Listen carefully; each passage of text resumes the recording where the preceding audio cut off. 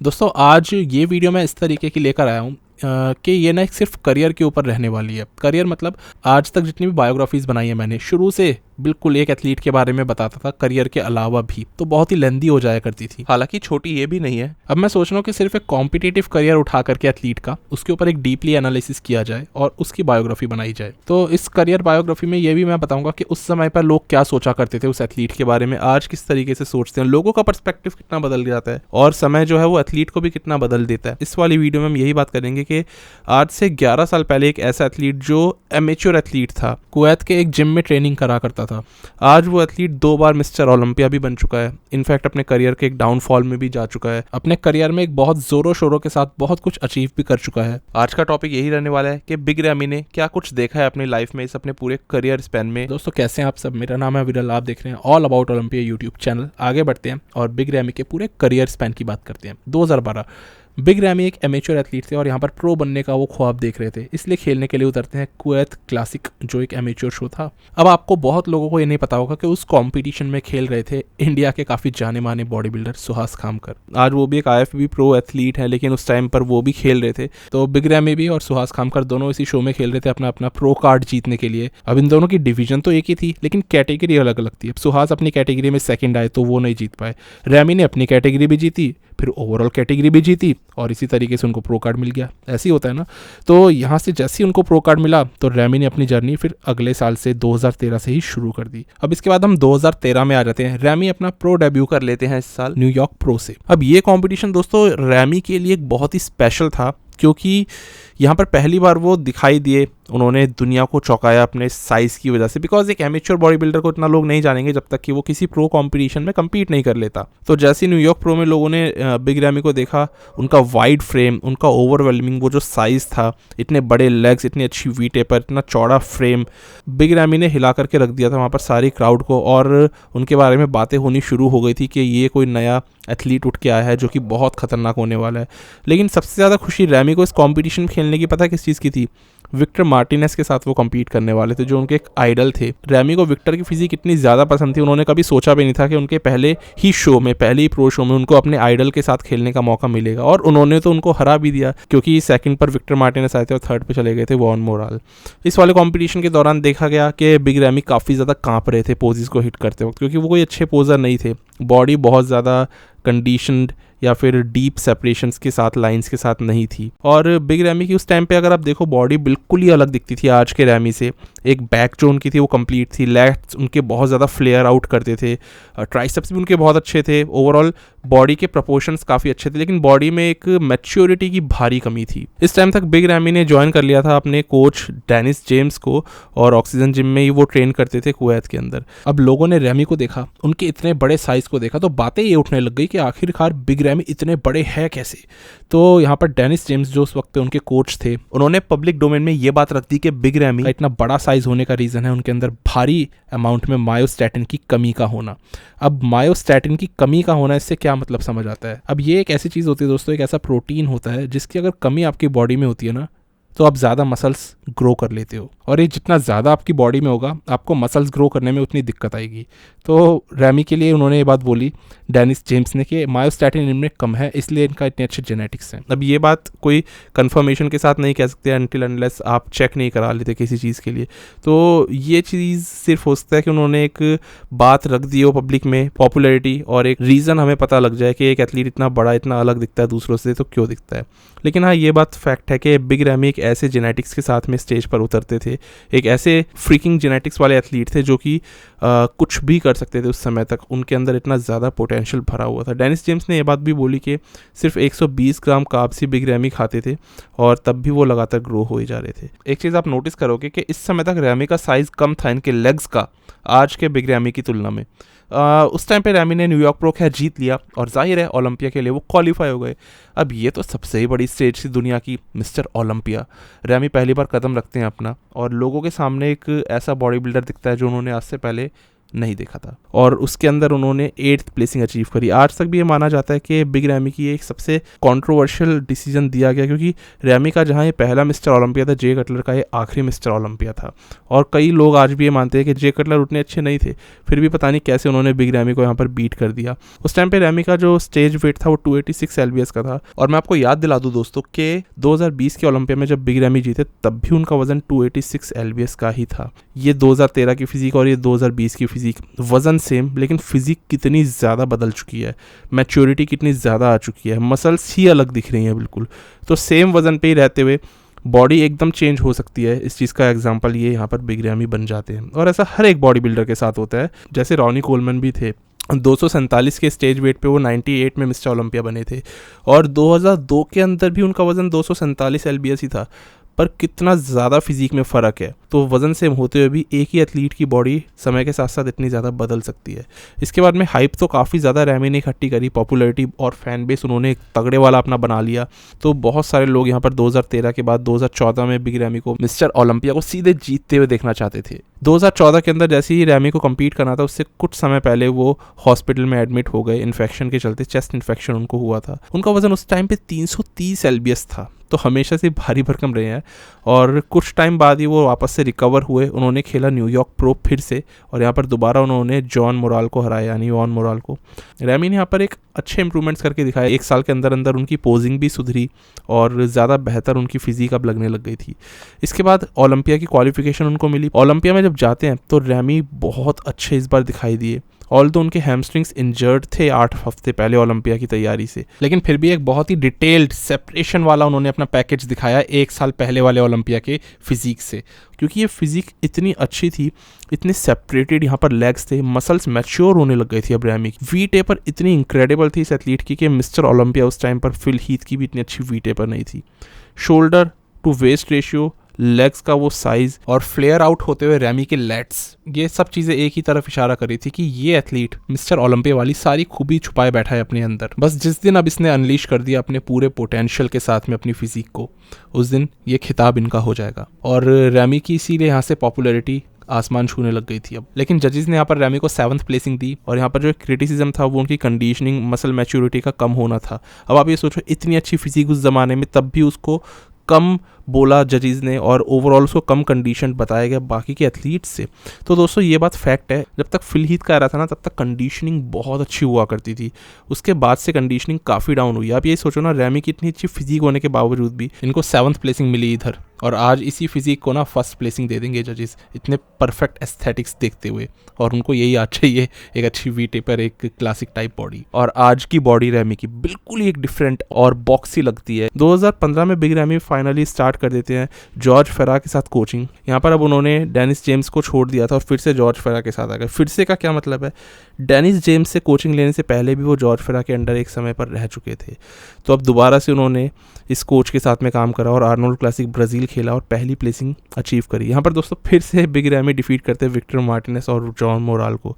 पता नहीं इन दो एथलीट से इनका क्या नाता था, बार बार इन्हीं के साथ खेल रहे थे और इन्हीं को हराए जा रहे थे। खैर आप ये चीज़ देखोगे दोस्तों रैमी के करियर में कि उन्होंने अभी तक कोई आर्नोल्ड क्लासिक नहीं जीता था। ये ब्राज़ील वाला आर्नोल्ड उनका सबसे पहला आर्नोल्ड आया जो उनके खाते में गया। इसके बाद में बहुत सारे लोगों को ये लग रहा था कि इस वाले कॉम्पिटिशन में इनकी ये बेस्ट फिजिक है, और ओलंपिया में अगर यही वाली फिजिक दिखा दे तो फिर बात ही क्या रह जाएगी। पर ऐसा हो ना सका, बल्कि ठीक इसका उल्टा हुआ। रैमी जब 2015 वाले इस ओलंपिया में कदम रखते हैं ना, तो इनकी फिजिक इतनी ज़्यादा ब्लोटेड थी कि ये इनके करियर का सबसे हैवी वेट बन गया। उस टाइम रैमी ने एक रिकॉर्ड कायम करा। वो इतने भारी वजन पे उतरे थे स्टेज पे कि उनसे पहले और उनके बाद, यानी कि आज तक भी कोई इतने भारी वजन पे नहीं उतर पाया। और दोस्तों ये वजन था 316 पाउंड्स का ऑन स्टेज।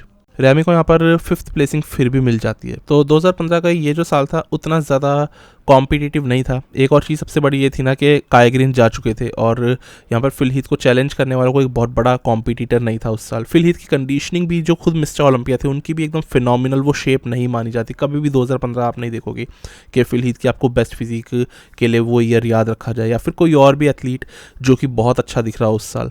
सारे एथलीट्स कहीं ना कहीं एक कंडीशनिंग के मामले में और कॉम्पिटिटिवनेस के मामले में गिर गए थे। तो इसलिए वो साल बहुत ही एक हल्का साल था उस ज़माने के हिसाब से। आज के हिसाब से तो 2015 भी बहुत ज़्यादा तगड़ा साल है। अब सोचने वाली बात यह है कि जॉर्ज फेरा के साथ उन्होंने काम किया और यहाँ पर उनकी फिजिक कुछ अलग ही चली गई, बिल्कुल ही ख़राब चली गई। तो रेमी ने 2 शोज़ और खेले ओलंपिया ख़त्म होने के बाद। उनमें एक था प्राग प्रो, एक था आर्नोल्ड क्लासिक यूरोप। अब आर्नोल्ड क्लासिक यूरोप में इनकी 4th प्लेसिंग आई, वहीं प्राग प्रो में 2nd आई। इसके बाद अब रेमी करते हैं कोच एक और स्विच, क्योंकि बारी आ गई थी। हालांकि आपको याद हो तो 2015 की शुरुआत में ही इन्होंने जॉर्ज फेरा के साथ काम करना शुरू करा था और एंड आते आते उनको छोड़ दिया और यहाँ पर चले जाते हैं क्रिस असीटो के पास, जो कि शॉन रोडन के कोच थे। अब 2016 का ईयर लग जाता है और बिग रैमी जीत लेते हैं इस साल कुवैत प्रो। कुवैत प्रो एक ऐसा शो था जो रैमी ने फर्स्ट टाइम ही खेला और जीता। ऑल्दो इसके एमेच्योर वाले शो से इन्होंने प्रो कार्ड हासिल किया था 2012 में, लेकिन इसका प्रो शो अभी तक भी नहीं खेला, जबकि वहीं रहते हैं, वहीं पर ही ट्रेनिंग भी करते थे। तो इस साल ये जीत भी लेते हैं Kuwait pro, 2nd place achieve कर लेते हैं। उसके बाद ये आर्नोल्ड क्लासिक यूरोप में। अब 2016 के अंदर रैमी जब तक काम कर रहे थे असीटो के साथ, उनकी फिजिक एक्चुअली में अच्छी नजर आ रही थी और अब बारी आ गई थी ओलंपिया खेलने की। तो ओलंपिया में जैसे ही रैमी गए, इनकी आई सीधा 4थी प्लेसिंग, जो कि काफ़ी बड़ा इंप्रूवमेंट है। आज तक लाइफ में इतनी अच्छी प्लेसिंग इन्होंने हासिल नहीं की थी। रैमी की फिजिक भी अच्छी थी और ओवरऑल एक टाइट पैकेज, एक डिसेंट पैकेज इन्होंने दिखाया था। तो अब क्या हुआ, बिग रैमी के लिए लोगों की एक स्पेकुलेशन बननी शुरू हो गई कि कुछ ना कुछ करके अगले साल तो मिस्टर ओलंपिया बन ही जाएंगे। तो यहाँ पर अब एक बहुत बड़ा क्रिटिसिज्म बिग रैमी को मिल रहा था। ये था वो क्रिटिसिज्म कि ये काम कर रहे हैं लगातार कुवैत के अंदर, ऑक्सीजन जिम में ये ट्रेनिंग कर रहे थे और लोगों ने बोलना शुरू करा, स्पेशली उनके फॉर्मर कोच डेनिस जेम्स ने, कि ये पूरा कैमल क्रू है। कैमल क्रू मतलब ऐसा हुआ कि बिग रैमी गए जब ऑक्सीजन जिम, उनके पीछे पीछे रोली विंटलर गए, नाथन डियाशा भी गए और बहुत सारे ऐसे एथलीट्स जो उस टाइम पे जाने लग गए थे। तो ऊंट की तरह सब एक के पीछे एक लग लिए। अब इन्हीं एथलीट्स में से एक ब्रेंडन करी भी थे, पर उनकी कोई बात नहीं करता था क्योंकि ब्रेंडन करी तब एक बहुत छोटा नाम थे, लेकिन वो भी इसी कैमल क्रू का हिस्सा थे। तो डेनिस जेम्स का ये कहना था कि सारे एथलीट्स बस यहाँ पे चले जाते हैं, लेकिन कुछ क्वालिटी तो इंप्रूव होती नहीं है इन लोगों में, बस साइज आ जाता है। यहाँ पर एक चीज और देखने को मिली 2016 के इस ओलंपिया में कि रोली विंटलर ने भी एक ड्रास्टिक चेंज करके दिखाया था 2015 से 2016 के अंदर। और यहाँ पर सबसे बड़ा इस चीज का जो श्रेय जा रहा था वो जा रहा था बदर बुदाई को, जो सिर्फ एक ओनर थे जिम के, कोई कॉम्पिटिटर या कोई कोच नहीं थे। बदर बुदाई को उस टाइम पे ऐसा माना जाने लग गया कि वो ना जो वीडर है मिडल ईस्ट के क्योंकि उनके यहाँ पर अब एथलीट्स इतने ज़्यादा ग्रो कर रहे थे, सारे एथलीट्स वहाँ पर जाके बड़े होते जा रहे थे, सब राउंड फुल 3D। आपको याद हो कैमल क्रू सिर्फ बिग रैमी जब तक थे तब तक ही एक वर्ड चलता था। जैसे ही बिग रैमी ने इस जगह को छोड़ दिया ना, बदर बुदाई की पॉपुलैरिटी भी उस दिन से बहुत ज़्यादा क्रैश कर गई और कैमल क्रू वर्ड तो तब से ख़त्म हो गया है। तो आज उसी तरीके से ऑक्सीजन जिम चलता है, बहुत सारे एथलीट्स जाते हैं, पर एक वो पॉपुलैरिटी अब बिल्कुल नहीं है। खैर ये बाद की बात है जब बिग रैमी ने कैमल क्रू को छोड़ा, अभी तो साथ में ही काम कर रहे थे। लोगों का ये क्रिटिसिज्म था कि सब लोग इनको वहां बड़ा करे जा रहे हैं, लेकिन क्वालिटी किस दिन निकल के आएगी। तो रैमी तो जाहिर सी बात है कि क्रिस असीटो के अंडर ही अपनी प्रेप करते थे, लेकिन एक इन्फ्लुएंस जो था ना वो कैमल क्रू का उनके ऊपर बहुत ज़्यादा था, स्पेशली बदर बुदाई बहुत ज़्यादा उनको इन्फ्लुएंस करते थे। खैर रैमी गए गेस्ट पोजिंग करने इंडिया में शेरू क्लासिक में, 2016 की बात है, और उस दौरान उनकी नी इंजर्ड हो गई थी। अपनी नी के बल पे वो थोड़ा सा ज़्यादा झुक गए थे एक तरफ पे, तो उनकी नी इंजर्ड हो गई और ऑपरेशन कराना पड़ा। उसके बाद उनकी रिकवरी हो गई बहुत जल्दी और फिर 2017 का ईयर लग जाता है। अब 2017 में मैं सीधा डायरेक्ट ओलंपिया पे आने वाला हूँ और बात यहाँ प्रेस कॉन्फ्रेंस की करूँगा, क्योंकि अब सारी बातें हो रही है कि बिग रैमी आखिरकार मिस्टर ओलंपिया इस साल बनने वाले हैं या नहीं। तो बिग रैमी ने इस प्रेस कॉन्फ्रेंस के दौरान ये बोला कि उनकी ऐसी फिजिक इस बार वो लाने जा रहे हैं, दिखाने जा रहे हैं, जो आज से पहले किसी ने नहीं देखी, मतलब हिला करके रख देंगे। और एक हफ्ते पहले बदर बुदाई ने ये स्टेटमेंट दी थी बिग रैमी के लिए कि वो 319 पाउंड्स पर है और स्टेज पर चढ़ने के लिए बिल्कुल तैयार। तो बहुत ज़्यादा वजन है अगर देखा जाए तो। इसी वजह से ना बहुत मिक्स्ड ओपिनियन हो गए लोगों के। कुछ लोग कह रहे थे कि फिर से एकदम ऑफ आएंगे, कुछ लोग कह रहे थे कि नहीं इस बार तो मिस्टर ओलंपिया जीत जाएंगे। तो बहुत इधर उधर दोनों ही बातें हो रही थी, पर बिग रैमी पूरी तरीके से चर्चा में थे। जैसी स्टेज पर उतरते हैं तो रैमी की ये one of the best physique थी अभी तक की जो उन्होंने दिखाई, और सीधा बिग रैमी यहाँ पर 2nd प्लेस अचीव करके दिखा देते हैं उस साल।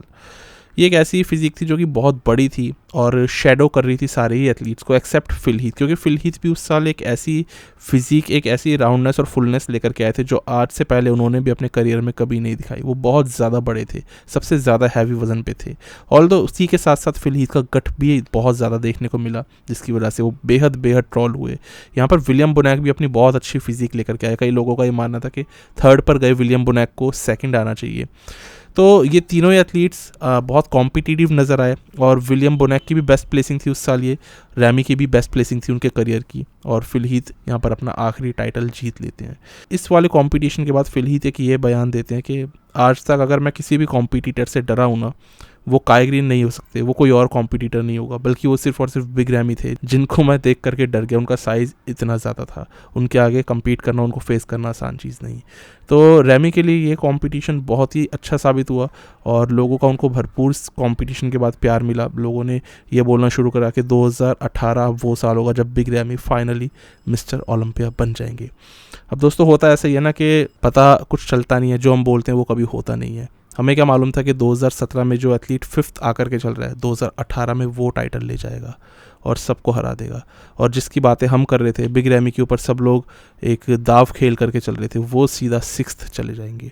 और ऐसे ही कुछ हुआ। फिल हीथ ने उस साल 2018 के ईयर में अपना टाइटल लूज़ कर दिया और 7 time Mister Olympia Phil Heath आखिरकार 8th टाइटल अपना क्लेम नहीं कर पाए।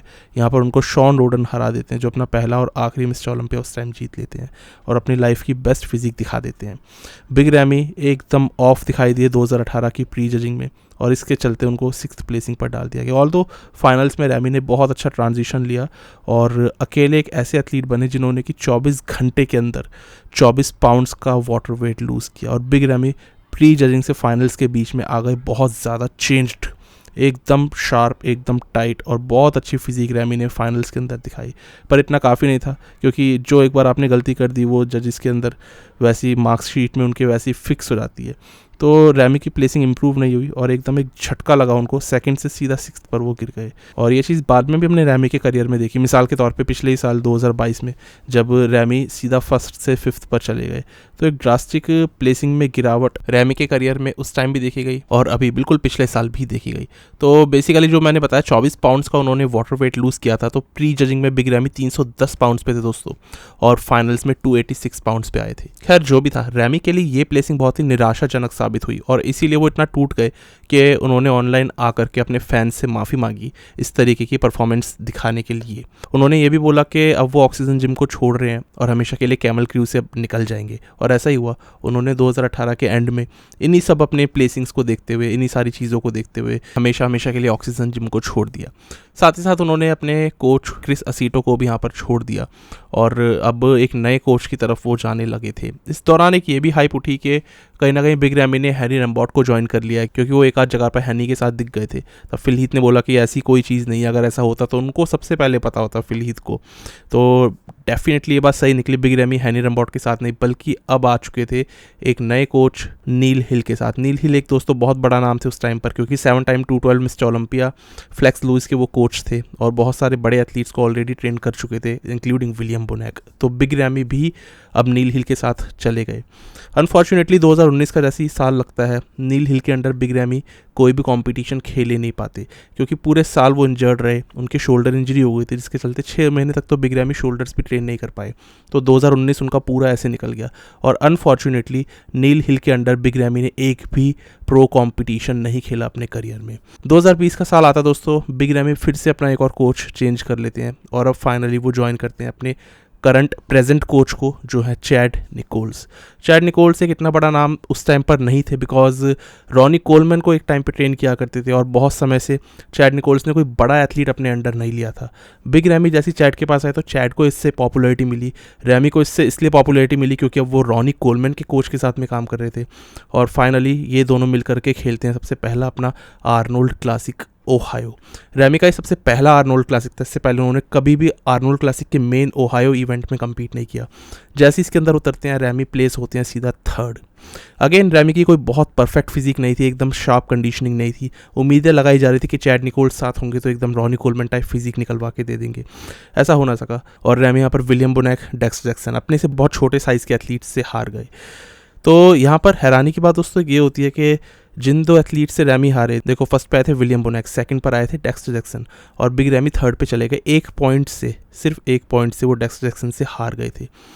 कोई नहीं सोच सकता था कि उसी साल ऐसा हो जाएगा कि यही बिग रैमी जो सबसे हार के चल रहे हैं बन जाएंगे मिस्टर ओलंपिया और डेक्स्टर जैक्सन जो इनको हरा के चल रहे हैं वो सीधा चले जाएंगे 9वें नंबर पे। तो बहुत ही अजीब चीज़ें होती है दोस्तों आर्नोल्ड क्लासिक और ओलंपिया में, इसलिए प्रिडिक्शंस करनी आर्नोल्ड से बहुत मुश्किल हो जाती है ओलंपिया की। हालांकि ईजी लगती है कि आर्नोल्ड में ऐसी प्लेसिंग्स है तो ओलंपिया में भी उस तरीके से रिफ्लेक्ट होंगी, पर होता ठीक उल्टा ही है।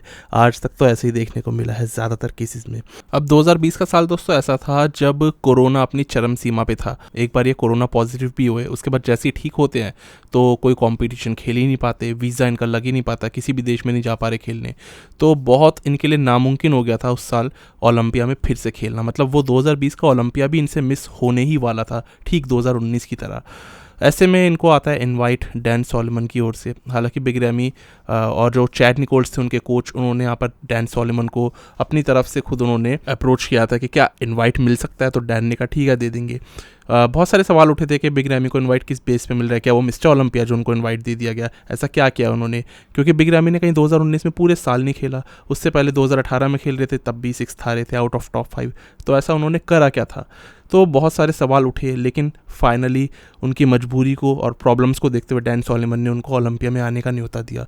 बिग रैमी इकलौते अभी तक के एक ऐसे एथलीट बन गए उस साल के बाद से जो इनवाइट पे ओलंपिया खेलने आए और उसी ओलंपिया को जीत भी गए। अब देखो 1965 में लैरी स्कॉट ने पहला ओलंपिया खेला था, जो इनवाइट ही उनको मिला था, तभी वो आए थे खेलने। हमेशा उसके बाद से जितने भी चैंपियंस आए हैं सब ने ओलंपिया की क्वालिफिकेशन अर्न करी है तब खेलने आए हैं, इनवाइट पर नहीं। लेकिन बिग रैमी ने इन्विटेशनल बेसिस पे इस कंपटीशन में खेला, जीत हासिल करी, अपना सबसे पहला टाइटल क्लेम करा और एक बहुत अच्छी अपनी फिजिक दिखाई। इस कंपटीशन के अंदर दोस्तों बिग रैमी का वजन अगेन 286 पाउंड्स ही था, जो 2013 के ओलंपिया में भी सेम एग्जैक्टली यही वेट था, लेकिन फिजिक एकदम डिफरेंट थी। ऑल्दो ये रैमी का एक ऐसा वर्जन माना जाता है जो बहुत पसंद आया सब लोगों को, फैंस का पूरी तरीके से उन्होंने यहाँ पर दिल जीत लिया, जजेस का भी, इवन क्रिटिक का भी, क्योंकि रैमी की फिजिक काफ़ी शार्प थी, काफ़ी सेपरेटेड थी और मैच्योरिटी उनकी मसल्स में अब दिखने लग गई थी। और पहली बार कह सकते हैं कि उन्होंने इतनी ज़्यादा परफेक्ट एक शार्प फिजिक अचीव करी जो सही में एक मिस्टर ओलंपिया लुकिंग फिजिक थी। पहली बार बिग रैमी ने यहाँ पर फिल हीथ को हरा दिया था और बन गए first time Mister Olympia. Ramie की वाली फिजिक दोस्तों ऐसी भी थी जिसमें कि फ्लॉज आने शुरू हो चुके थे, बिकॉज कहीं ना कहीं जो मसल्स की डिफॉर्मिटी थी उस डिफॉर्मिटी के साथ बिग रैमी इस वाले शो को जीते थे। कुछ डिफॉर्मिटीज़ की अगर मैं बात करूं और गिनवाऊं तो इनकी बैक जो थी नीचे से वो जाने लग गई थी, साथ ही साथ इनके ट्राइसेप्स अब उतने बड़े नहीं थे और इसीलिए साइड चेस्ट करते वक्त बिग रैमी के आर्म्स अब और ज़्यादा छोटे लगने लग गए थे उनके लेग्स के आगे। वहीं कुछ ऐसी खूबियाँ भी आ गई जो रैमी के पास इससे पहले नहीं थी, जैसे कि ग्लूट्स में फाइबर का होना। अचानक से वो मसल फाइबर्स, वो क्रॉस स्ट्राइएशंस उनके ग्लूट्स में नजर आने लग गए थे, जो अच्छी बात थी, मसल मैच्योरिटी की एक पहचान थी। चैड निकोल्स यहाँ पर एक बात समझा देते हैं कि क्या हुआ था आर्नोल्ड में, क्यों वो बिग रैमी को उतना अच्छा नहीं लेकर आ पाए जितना अच्छा इस बार ओलंपिया में ले आए। रीज़न वो बताते हैं कि रैमी की बॉडी थी कार्ब सेंसिटिव, ज़रा से कार्ब्स नहीं खाए और एकदम से बॉडी उनकी वाटर होल्ड करने लगती थी। उस चीज़ को समझ गए आर्नोल्ड में ही और इसीलिए ये गलती इन्होंने दोबारा रिपीट नहीं होने दी। साथ ही साथ रैमी ने एक्स्ट्रा डाइट करी थी, बहुत ज़्यादा उस डार्क जोन में चले गए जितना उससे पहले कभी नहीं गए थे और इतना ज़्यादा डर गए थे अपने आप से कि उनको लगता था कि मैं मर जाऊँगा। पोजिंग के मामले में भी बिग रैमी ने बहुत ज़्यादा इंप्रूवमेंट्स करे। डेनिस जेम्स उनको लंबे समय तक पोज करवाते थे और जितना पोज वो होल्ड करते थे उतनी बेटर उनकी बॉडी होती चली गई। तो ये सारी चीज़ों का एक मिला जुला कॉम्बिनेशन था जिस वजह से रैमी को यहाँ पर अपनी जीत मिली और ओलंपिया ट्रॉफी वो घर लेकर के गए। जैसे ही घर पे पहुँचे तो उनका स्वागत वहाँ पर एक राजा की तरह हुआ, क्योंकि बहुत ज़्यादा पॉपुलैरिटी है वहाँ पर बॉडी बिल्डिंग की इजिप्ट में। सबसे बड़ी बात ये थी कि ज़्यादातर लोग ये मानते थे कि कभी भी बिग रैमी को टाइटल नहीं देंगे क्योंकि वो यूएसए से बिलोंग नहीं करते और ऑब्वियसली उनका रिलीजन भी एक बहुत बड़ा पॉइंट उठाया जाता था इस चीज़ के पीछे कि उनको टाइटल क्यों नहीं मिलेगा। लेकिन ये सारी चीज़ें गलत साबित हुई और रैमी उस ओलंपिया सैंडो को लेकर के इजिप्ट में चले गए।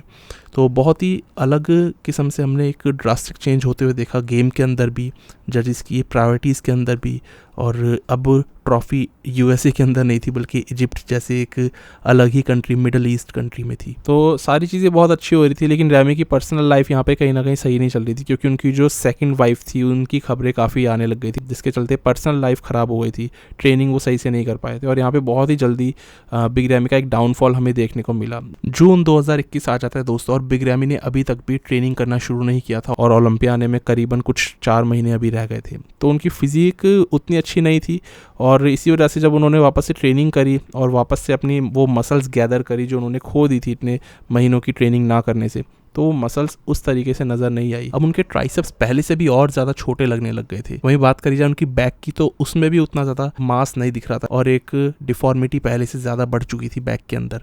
चेस्ट भी उस किस्म से राउंडेड नहीं थी जितनी ज्यादा 2020 या 2018 जैसे सालों में थी। तो रैमी ने कुछ ना कुछ मास भी अब लूज करा था और साथ ही साथ स्टेज पर जब वो चढ़े तो ये देखने को मिला कि एक प्राइम कंडीशनिंग जो 2020 में बिग रैमी दिखा चुके थे उसके आसपास भी नहीं थे। स्टिल मैनेज कर लिया किसी तरीके से उन्होंने और ये कंपटीशन दोबारा जीत लिया। प्री जजिंग के अंदर ब्रैंडन उनके पास आ गए थे, बिल्कुल सिर्फ 1 पॉइंट पीछे थे वो बिग रैमी से, और बिग रैमी का हार जाना उस टाइम पे बहुत आसान हो गया था। तो रैमी ने फाइनल्स के अंदर अपने आप को वापस से टाइट किया, जैसे कि वो हर साल करते हैं। पहले प्री जजिंग में थोड़े से ऑफ, लेकिन फाइनल्स में टाइट आ जाते हैं, और यही हुआ कि रैमी ने यहाँ पर शो दोबारा से जीत लिया और बन गए 2 टाइम मिस्टर ओलंपिया।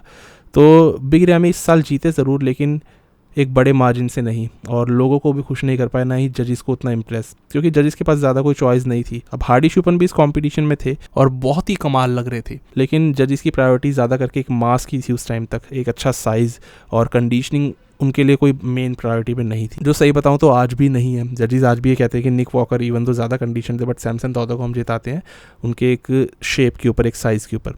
तो उस टाइम पे जजिस के साइज़ और शेप के कुछ जो पैमाने थे वो अलग किस्म से थे। उनको बिग रैमी का शेप, साइज़, वी टिपिंग अच्छी लगती थी, और उस टाइम पे इसीलिए उनको और ब्रैंडन करी को वो टॉप पे रखा करते थे। खैर जो भी बातें थी, बिग रैमी ने चैड निकोल्स के under 2 competition, 2 Mister Olympia back to back जीत लिए थे, यानी कि ये कोच तो अब साबित हो गए कि उन्हीं के लिए बने हैं। पर कहीं ना कहीं ऐसा देखने को मिला कि रैमी इस स्पोर्ट को अच्छे से रिप्रेजेंट नहीं कर रहे थे। उनको बहुत जगह पे गेस्ट अपीयरेंस देनी थी 2022 के अंदर, लेकिन रैमी दिखाई नहीं दिए। कमिटमेंट कर देने के बाद भी प्रमोटर्स से वो नजर नहीं आए शो में, और बहुत ही ज़्यादा एक लेजीनेस का उन पे एक टैग लग गया था उस टाइम पे, क्योंकि रैमी किसी भी तरह रिस्पॉन्ड नहीं कर रहे थे अपनी साइड से कि आखिर प्रॉब्लम क्या हुई।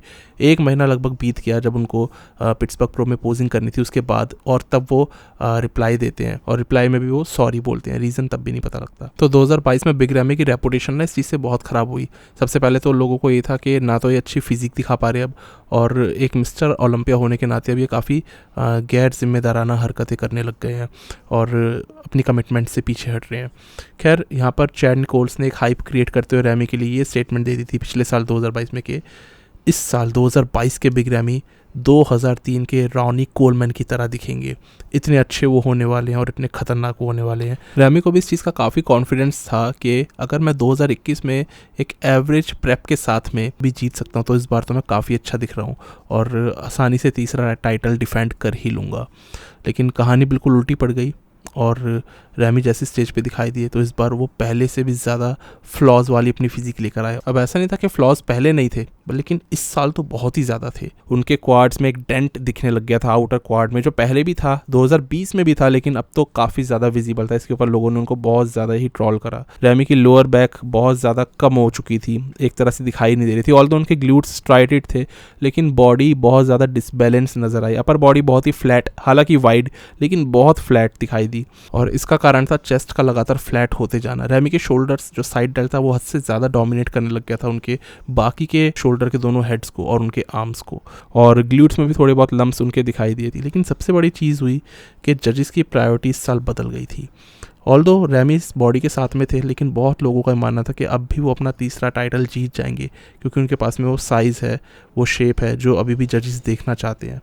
पर ऐसा हो ना सका। जजेस की एकदम प्रायोरिटी बदली और हार्डी शुपन की ओर वो प्रायोरिटी शिफ्ट हुई। रैमी को यहाँ साइड में खड़ा रखा गया पूरे कॉल आउट के दौरान, चाहे प्री जजिंग चाहे फाइनल्स के कॉल आउट हो। उनको कंपेयर नहीं कराया गया हार्डी शुपन से भी। हार्डी को तो यहाँ पर अपना सबसे पहला मिस्टर ओलंपिया टाइटल मिला, लेकिन सीधा रैमी को यहाँ पर फर्स्ट से पहुंचा दिया जाता है 5th प्लेसिंग पर। तो इकलौते रैमी ही आज तक कैसे बॉडी बिल्डर बने हैं जो इतना ड्रास्टिकली नीचे गिरे 1 साल के अंदर अंदर। हैरानी की बात तो ये हुई कि जो नए एथलीट थे जैसे डेरिक लंसफोर्ड, जिन्होंने कि अपना ओपन डिवीजन में डेब्यू किया, वो तक बिग रैमी को हरा गए। डेरिक जैसे एक एस्थेटिक लुकिंग एथलीट जो कंप्लीट एक बॉडी बिल्डर भी नहीं है, वो बिग रैमी जैसे मास मॉन्स्टर को हरा दे रहे हैं। तो जजेस की प्रायोरिटीज का एक शिफ्ट यहाँ पर क्लियर पता लग रहा था। तो ये एक ऐसी चीज़ थी, यहाँ पर बिग रैमी की पॉपुलैरिटी भी अब काफ़ी ज़्यादा कॉम्प्रोमाइज़ हो गई। लोग भी अब उनकी इस फिजिक से तो खुश नहीं थे। बातें ये उठने लगी कि बिग रैमी को अब रिटायर हो जाना चाहिए, और रैमी से भी ये चीज़ें डाइजेस्ट नहीं हो रही थी, क्योंकि अभी तक उन्होंने सिर्फ पॉपुलैरिटी का ही स्वाद चखा था। एक डाउनफॉल करियर में कितना ज़्यादा आ सकता है उन्होंने अभी तक फेस नहीं किया, और किस तरह आपके फैंस ही आपके हेटर्स बन जाते हैं, ये चीज़ भी बिग रैमी ने अभी तक एक्सपीरियंस नहीं करी थी। और ये बहुत स्वाभाविक है दोस्तों कि हर एक मिस्टर ओलंपिया की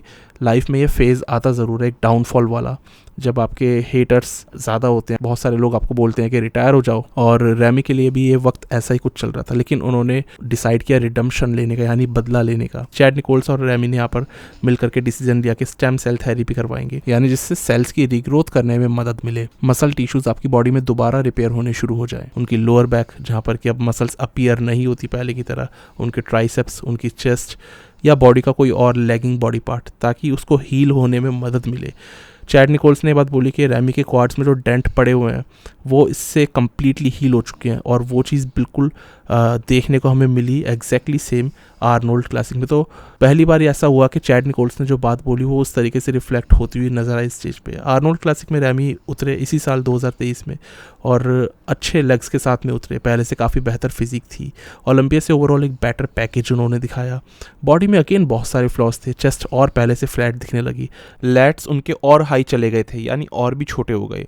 तो यहाँ पर चौथी प्लेसिंग बिग रैमी को मिलती है, और यहाँ पर हार जाते हैं वो सैमसन दौदा से भी, जिनको कि उन्होंने अभी तक ओलंपिया में हराया था। पर सैमसन ने यहाँ सिर्फ कोई बिग रैमी को तो हराया नहीं, उन्होंने बाकी सारे एथलीट्स को यहाँ पर हरा दिया था, और सैमसन यहाँ पर काफ़ी उभरते हुए एक एथलीट के रूप में दिखाई दिए। हैरानी ये चीज़ देख के हुई कि एंड्रयू जैक्ट जैसे नए एथलीट्स भी अब बिग रैमी को हरा करके जाने लगे, क्योंकि एंड्रयू ने यहाँ पर 3rd प्लेसिंग सिक्योर करी, वहीं रैमी 4th पे चल रहे थे। अच्छी चीज़ ये हुई इस कंपटीशन के बाद कि एटलीस्ट काफ़ी सारे लोग रैमी के सपोर्ट में आए और ये बोले कि 4th प्लेसिंग इतनी अच्छी नहीं दी गई बिग रैमी को, ये इससे ऊपर की प्लेसिंग डिजर्व करते थे। बिग रैमी के इतने स्टेम सेल ट्रीटमेंट्स के बाद में भी वो कोई बहुत अच्छे नहीं दिखे ओलंपिया से यहाँ तक, और इसीलिए ये बात भी बिल्कुल सही बोली गई कि इनको और टाइम लगेगा हील होने में, अपने पुराने मसल टिश्यूज़ को वापस लाने में, जो पूरी तरह से तो वैसे नहीं आ सकते, लेकिन एटलीस्ट अगर रैमी थोड़े बहुत भी इम्प्रूव आ गए ना, तो वो एक पहले से बेहतर कॉम्पिटिटर बन जाएंगे, ओलंपिया के लिए एक बड़े दावेदार फिर से बन जाएंगे। ये पूरी कहानी दोस्तों अभी तक ऐसी ही चली है, और इस तरीके से रैमी का करियर एक डाउनफॉल पाथ पे चल रहा है।